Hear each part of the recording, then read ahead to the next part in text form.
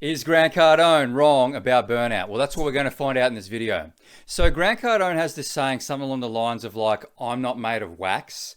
And he doesn't really believe that burnout actually exists. But if you follow his content for like long enough, like I have, you kind of recognize that he actually talks a lot about burnout and like how to escape burnout. He just sort of says it in a bit of like a roundabout way. So what I've done in this video is I've actually like consolidated a lot of his ideas, and we're going to dissect and unpack a few of his ideas briefly so we can better understand the message that he's trying to get across.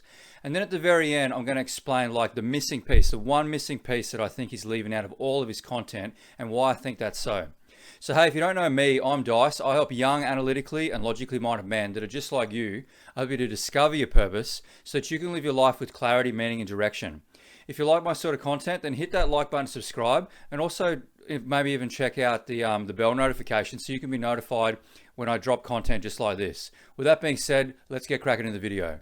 So Grant Cardone says that you're an energetic being and that you create your own energy. So this is a little bit woo-woo, but it's true, okay? He's basically saying that a lot of this is actually in your own head and you choose to be energetic or not based on the thought processes that you have inside your head. He believes that this energy is actually limitless if you find the right tasks and you engage in them. He goes on to say that there's nothing that engages people more than games, okay? So like people get so engaged in their games, and that energy, when you're engaged in the games, it doesn't actually run out until you hit boredom. So essentially what he's saying is you should try to view your day-to-day activities as games and try to make your life as much of view your life as much as a game as possible so that you stay excited and that you stay engaged in what you actually do. He says that it would be normal for you to be a little bit depressed and burnt out if you feel that you're not living up to your potential. And he goes on to say that burnout is actually a function of not liking what you do in the long term and not really like seeing the point of the mission. So because it's a part of you that you know that you can actually do more and you're not living up to your potential, like one of the parts in one of his videos, he sort of goes like, who here knows they're not living up to their potential? Who here knows that they could be doing more? So for those people, it would be normal for them to feel a little bit depressed because you know that you can do more and you know you're not living up to your potential, and there's just a part of you that's not actually striving for that, so it causes you to feel a bit burnt out and depressed.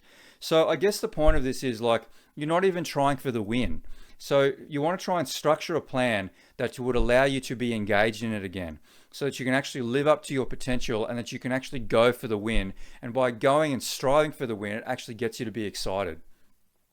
So this kind of leads me into the next point, which is you're burnt out because you're not winning at your game.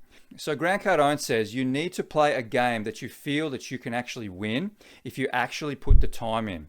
Victories are required for your own mental health and self-esteem. He goes on to say that you need to see that it is possible for you to win at the game.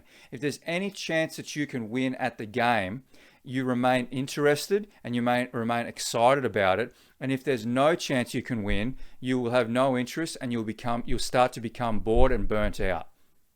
So yeah, there's nothing I can really add to that. I couldn't agree with it more. So Grant Cardone says the efforts of your work need to be shown and displayed to other people. So this isn't to like feed your ego. It's more so to give you like a sense of fulfillment and sharing and excitement and maybe just a little bit of validation and appreciation for your work. And this helps sort of fuel you and sort of get a little bit of that reciprocation of reward. And that goes a long way to help your self-esteem and to keep you engaged in your activity. He goes on to talk about like the example of an artist, okay? So like these sort of artistic sort of people, just sort of like, oh, I'm an artist. I don't really have to worry about marketing and getting my message out there. I'm just going to do this for me and be really selfish. So eventually, over a period of time, you know, all this art stacks up and nothing really comes of it because no one actually gets to see their work, and that person starts to have these sort of toxic thoughts start to brew up in their head. Grant Cardone's next point is if you're not making money from what you're doing, you're probably not going to be excited about it in the long term. And he goes on to say you're not going to enjoy it if you're not going to get paid for it. If the world won't reward you with money for the things that you do, you might want to find a different thing to do. If it's valuable, people will pay you money for it. So there's not much more I can say about that, but it's very true. So the next point that he talks about is control breeds confidence. When you have money, you have control of your environment. And when you have control of your environment, you are less likely to burn out because you have the freedom to do the things that you actually want to do. So this is all great wisdom that Grant Cardone is giving us, but what is actually the missing piece that he's leaving out? Okay, so let's take some factors into consideration. So Grant Cardone is actually playing at a level where he can outsource a lot of his tasks that he doesn't want to do to other people, and so that he can actually focus on the things that he really wants to do. But for someone that's just starting out, like in the early stages of the business, this isn't really viable, you know? If you're in the early stages of the business, you're probably going to encounter tasks that you really, really don't want to do, but you have to do in order to make the business grow.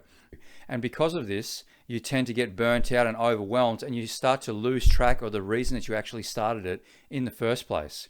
So Grant Cardone has left this out because he doesn't have to experience doing extreme amount of tasks that he doesn't want to do in the long term.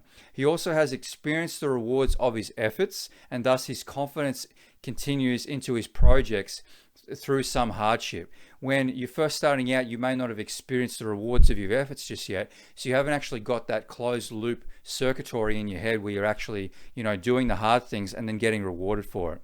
So although his concepts are really helpful, it's very important that you understand this missing piece so that you don't actually go super hard and hustle to the point of burnout. Because burnout is real, okay? We've dissected and deciphered burnout in so many different ways in this video series, and I really hope you got something out of this content. So it's been really fun putting together this video series for you on burnout, okay? It took me a really long time to be able to consolidate all these ideas so that you can get the most out of it. I wanted to lay this out in the best way possible so that you can get some sort of free content on crawling out of burnout in the fastest way possible. So if you really appreciate this content, then hit that like button and subscribe. Helps out the channel a great deal so we can spread this to more men so that they can, not have to suffer with burnout. Maybe you're at a stage where you're just starting to crawl out of burnout and you're just trying to get better questions to ask yourself, and you've got a lot of gray area and you're really sort of, struggling with working out where to go from here, What are the best practices? What are the best questions to actually ask yourself so that you can actually grow and never experience burnout again? Hey, if this sounds like something that you want to really dive deep into and you sort of freed up your schedule a fair bit and you want to go at this fairly hard, then maybe you and I could actually work together. Reach out to me on Instagram. You and I can get on a one-on-one discovery call, see if we're a good fit. And if we're actually a good fit, I'll put you through the mentoring program and you can come out a completely changed man. So yeah, if you're not at a stage where you're actually ready to sort of go down the rabbit hole, but you like my sort of content, hit that like button and subscribe. Helps out the channel a great deal. And yeah, with that being said, thank you so much for watching this video series. It means the world to me. And yeah, this is me out. Dice out.